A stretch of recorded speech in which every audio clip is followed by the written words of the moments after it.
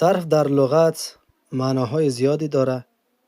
یکیش در اینجا آوردیم تبدیل کردن است. دیگه معنایش تغییر دادن است، برگرداندن است. اگر در این بخش مثال بیاریم، مانند ذهبه.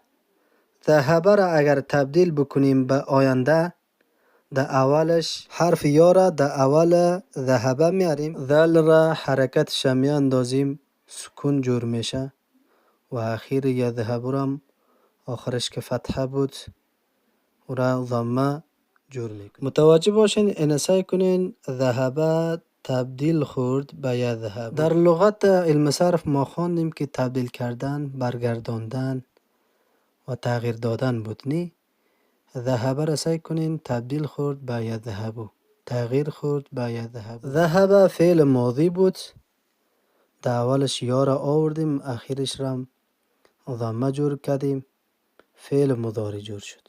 فعل ماضی گذشته را میگه، فعلی که در گذشته انجام یافته. و فعل مضارع را فعل آینده میگه، فعلی که در آینده می انجامد. ذهبه را معنایش رفت منو میده. ذهبه یعنی رفت. یذهبو را معنایش می رود. یذهبو یعنی می رود.